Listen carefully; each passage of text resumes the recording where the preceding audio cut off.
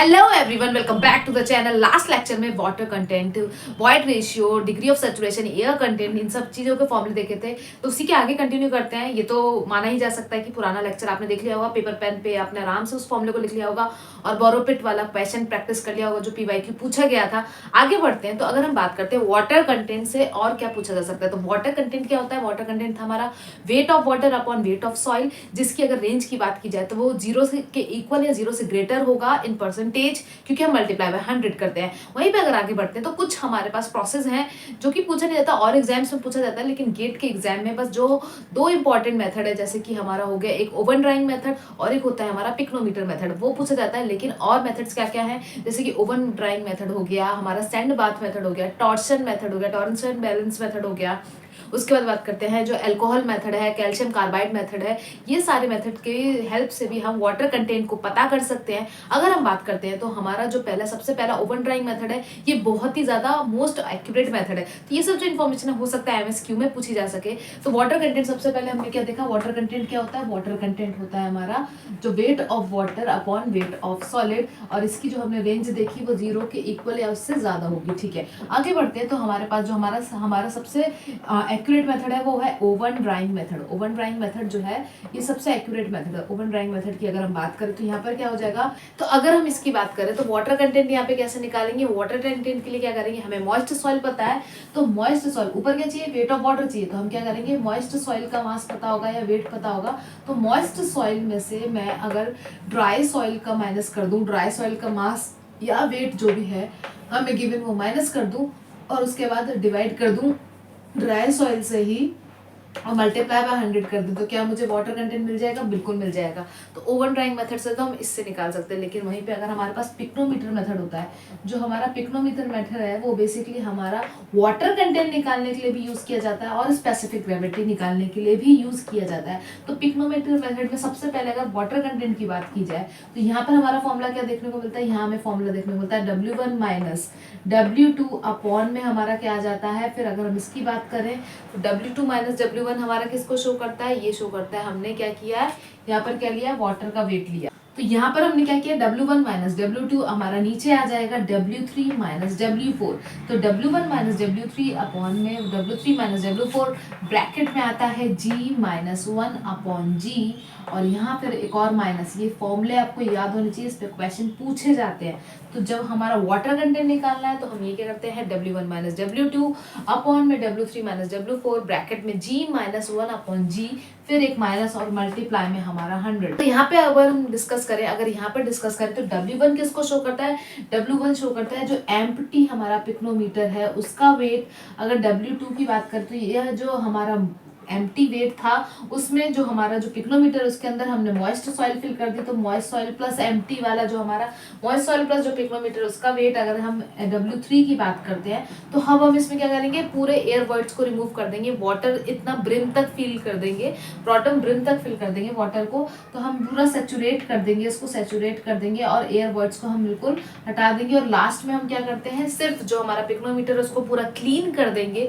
Clean करने के बाद हम जो है उसमें पूरा वाटर फिल कर लेंगे। तो चार कंडीशन देखिए हमने। W1 किसको करता है, बस पिक्नोमीटर की जो फ्लास्क है उसका वेट, फिर हमने उसमें जब मॉइस्ट सॉइल डाल दिया तो उसका वेट हमारा W2 है।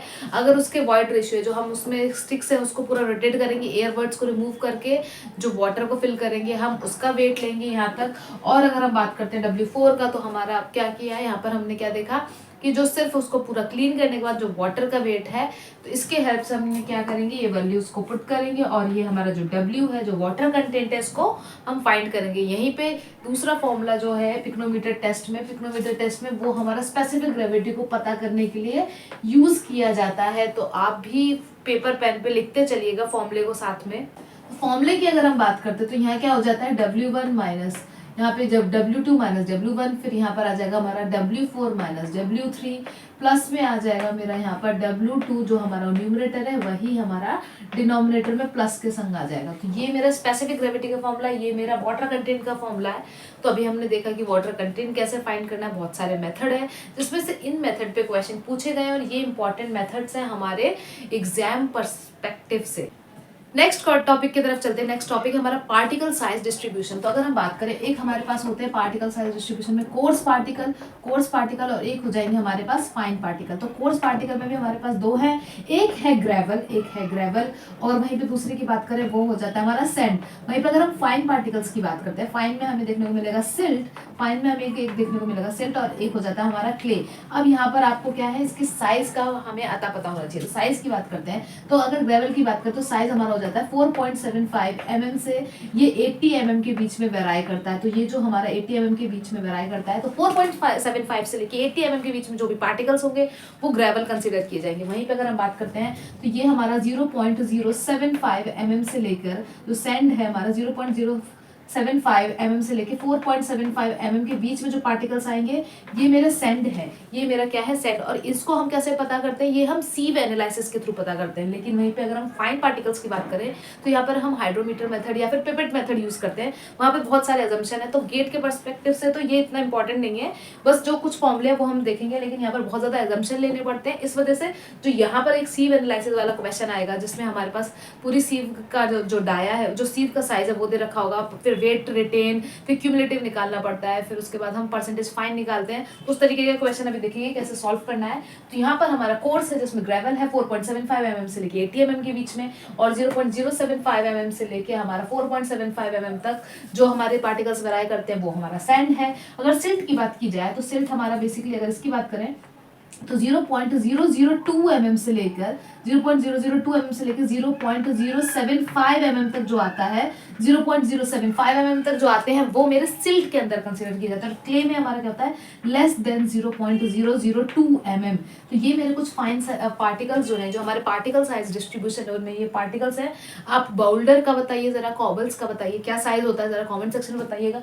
ये इंपॉर्टेंट चीजें हैं जो हमें याद रखनी होती है। इसके आगे हम देखते हैं कि किस तरीके का क्वेश्चन पार्टिकल साइज डिस्ट्रीब्यूशन पे हमारा सीव एनालिसिस पे आता है। पार्टिकल साइज डिस्ट्रीब्यूशन देखने के बाद किस तरीके का एक क्वेश्चन देखने को मिलता है जिसमें हमारे पास सीव की साइज दे रखी होती है। सीव की साइज दे रखी होगी एक तरफ, जैसे कि हमारा रहेगा 80, फिर रहेगा हमारा 40, फिर हमारा 20, 10, उसके बाद हमारा 4.75, फिर हमें देखने को मिलता है 2 mm, फिर 1 mm, फिर हमको देखने को मिलता है 1 mm देखने को मिलेगा, 600, 300 ऐसे करके 150 यहाँ तक रहता है इस तरीके से। फिर हम यहाँ पे क्या करेंगे, जो वेट है हमारा, वेट हम परसेंटेज पहले वेट रिटेन हमें गिवन होगा, तो हमें यहाँ पर गिवन होगा वेट रिटेन कुछ वैल्यू गिवन होगी। फिर हम क्या करते हैं, फिर दूसरा ब्लॉक बनाते हैं परसेंटेज वेट रिटेन का, फिर हम बनाते हैं परसेंटेज वेट रिटेन का, उसके बाद हम बनाएंगे परसेंटेज फाइन का हम वैल्यू बनाते हैं, परसेंटेज फाइन का वैल्यू बनाते हैं। परसेंटेज फाइनल कैसे आता है, परसेंटेज फाइनल आएगा हमारा 100 में से, नहीं पहले हम क्या करेंगे, वेट रिटेन निकालेंगे, परसेंटेज वेट रिटेन निकालेंगे, फिर हम क्यूमुलेटिव निकालेंगे, फिर हम निकालते हैं क्यूमुलेटिव, पहले फिर हम निकालते हैं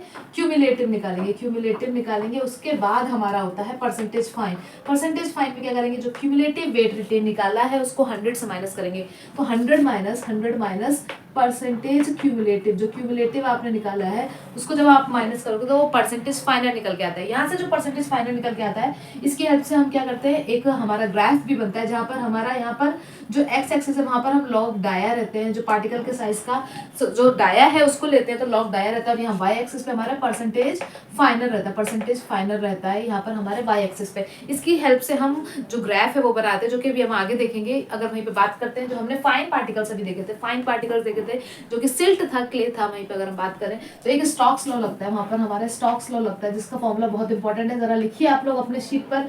तो फॉर्मूला हमारा कहता है Vs is equal to G-1 gamma W D square upon में 18 म्यू। तो ये जो हमारा फॉर्मूला है ये बेसिकली कब लगता है, जब 2 म्यू से लेके जो डाया की वैल्यू है 2 mm के बीच में वेराई कर रही है। तो बहुत सारे लिमिटेशंस होते हैं, बहुत सारे हमारे जो लिमिटेशंस है, बहुत सारे अजम्पशंस हैं, तब हम ये फॉर्मूला लगाते हैं। तो यहाँ से हमें एक और रिलेशन मिलता है बहुत सारे लिमिटेशंस लगाने के बाद कि जो Vs है वो डायरेक्टली प्रोपोर्शनल है हमारे डी स्क्वायर के, so square of the diameter के स्क्वायर की, ये डायरेक्टली प्रोपोर्शनल है हमारे वेलोसिटी, जो सेटलिंग वेलोसिटी है ये बेसिकली एनवायरमेंट में अलग हो जाता है और यहाँ पे सॉइल मैकेनिक्स में ये अजम्पशन अलग रहता है। तो Vs is equal to G-1 gamma W D square upon 18 mu, ये एक फॉर्मूला है, स्टोक्स लॉ लगाते हैं।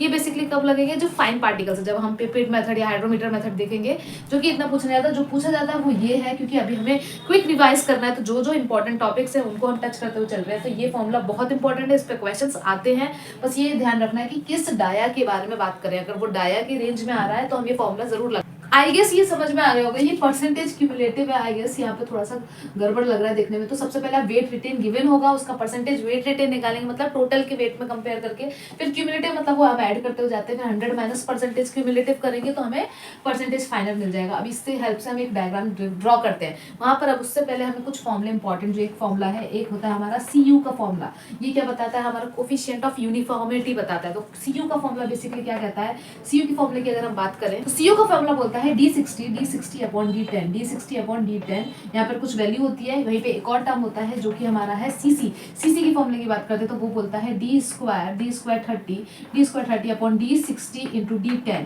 ये दोनों फॉर्मूले बहुत इंपॉर्टेंट है, इनसे क्वेश्चंस पूछे जाते हैं। तो CU की फॉर्मूले की बात करें तो ये बताता है हमारा रेंज।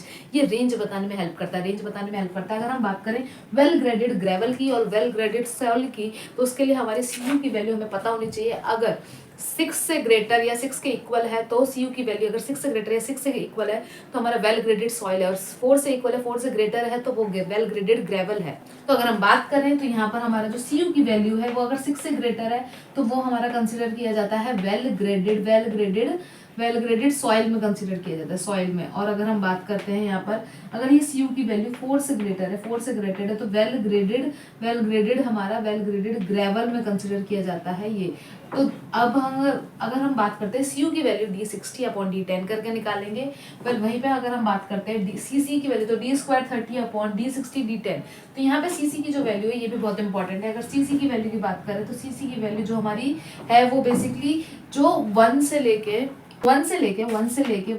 3 के बीच में वेरी करती है, मतलब 1 2 3। अगर CC की वैल्यू है हमारी, ये CC लिखना चाहिए था मुझे, अगर CC की वैल्यू इसमें लाई कर रही है हमारी 1 से लेके 3 के बीच में, तो इसको हम वेल ग्रेडेड में कंसीडर करते हैं। तो पर वेल ग्रेडेड होने के लिए दोनों ही कंडीशन हमारी सक्सेस होनी चाहिए, दोनों ही कंडीशन हमारी फुलफिल करनी चाहिए साइमल्टेनियसली। दोनों जो हमारी कंडीशन है वो दोनों सेटिस्फैक्टरी होनी चाहिए कि CC की वैल्यू ये और CU की वैल्यू, अगर इन दोनों की वैल्यू इस कंडीशन में आ रही है तो वो वेल ग्रेडेड में कंसीडर किया जाएगा। वेल ग्रेडेड क्या होते हैं, जिसमें आपको हर तरीके के पार्टिकल्स देखने को मिलेंगे। जैसे कि अगर हम बात करें बड़ा, फिर उससे भी छोटा, तो ये जो आपको पार्टिकल सारे तरीके के वर्ड्स में बहुत कम वर्ड्स देखने को मिलेंगे, तो सारे तरीके के पार्टिकल्स देखने को मिलते हैं तो वेल ग्रेडेड है। एक और होता है, वो होता है हमारा यूनिफॉर्मली या फिर पुअरली ग्रेडेड। वहाँ पे क्या होगा कि सारे सेम तरीके के पार्टिकल आपको देखने को मिलेंगे। यूनिफॉर्मली की बात करते हैं तो यूनिफॉर्मली या फिर पुअरली ग्रेडेड की अगर बात करें तो यहाँ पर आपको सारे पार्टिकल सेम तरीके के देखने को मिलेंगे। और एक और तरीका देखने को मिलता है, एक और वे है वह है कि गैप ग्रेडेड। यहाँ पर आपको पार्टिकल है, फिर कुछ गैप आ गया, फिर कुछ है, तो ये होता है हमारा गैप ग्रेडेड। तो आपको देखने को मिला एक वेल ग्रेडेड है जिसमें सारे तरीके के पार्टिकल्स देखने को मिलते हैं, एक होता है हमारा यूनिफॉर्मली जिसमें सारे सेम तरीके के पार्टिकल्स है, सबका साइज जो है वो सेम है। वेल वहीं पर अगर हम बात करते हैं गैप ग्रेडेड में आपको गैप्स देखने को मिलेंगे कुछ पार्टिकल्स के बीच में, तो ये हम CU और CC की हेल्प से निकालते हैं। यहीं पे अगर हमें यूनिफॉर्म बताना है कि वो यूनिफॉर्म है कि नहीं, तो जो CU की वैल्यू है ना, जो CU की वैल्यू की बात करें, या तो वो 1 से इक्वल हो या लेस देन होगी, या फिर 2 से भी 1 की इक्वलेंट होगी, या फिर 2 से लेस होगी। तो हम कौन सी कंडीशन बताते हैं, इस कंडीशन को हम बताते हैं यूनिफॉर्म, तो यूनिफॉर्मली बताते हैं। अब अगर हमें ग्राफ में देख के बताना है, अगर वेल कर्व्ड है, जैसे फाइनल और इसका हमने बनाया है, ये अगर हमने ग्राफ बनाया है, तो बेसिकली अगर इसकी बात करते हैं वेल एस कर्व में, अगर हमारा ये सारे तरीके के सारे रेंज के पार्टिकल्स को कवर कर रहा है, तो ये वेल एस तरीके में जो बनाते हैं ये हमारा वेल ग्रेडेड को शो करता है। वेल वहीं पे अगर बहुत ज़्यादा वर्टिकल हमारा ग्राफ है, अगर बहुत ज़्यादा वर्टिकल ग्राफ है, तो ये हमारा यूनिफॉर्म या पुअरली ग्रेडेड को शो करता है। और अगर आपको कहीं पे हॉरिजॉन्टल में बहुत ऐसे स्लोप देखने को मिलता है, हॉरिजॉन्टली फिर आपको देखने को मिलता है, तो ये आपको शो करता है कि यहाँ पर गैप है।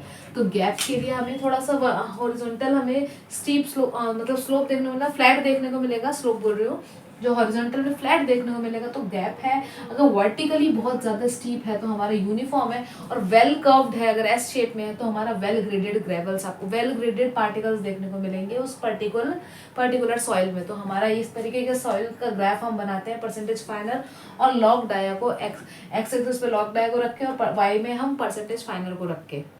वहीं पे अगर हम CU की बात करते हैं तो CU हमारा किस में हेल्प करता है, CU हमारा रेंज बताने में हेल्प करता है। और अगर हम CC की बात करते हैं तो ये शेप ऑफ कर्व की शेप बताने में ये हेल्प करता है। तो बहुत सारी चीज़ें डिस्कस की, पहला लेक्चर देख लिया होगा, दूसरे लेक्चर में है, नेक्स्ट लेक्चर में हम सारे अटरविक्स लिमिट को डिस्कस करने वाले हैं। वाटर लिमिट क्या होती है, प्लास्टिक लिमिट क्या होती है, इंडेक्स लिमिट हमारी सारी कंसिस्टेंसी इंडेक्स सबको डिस्कस करने वाले हैं, उन पर भी बहुत ज़्यादा क्वेश्चन आने वाले हैं।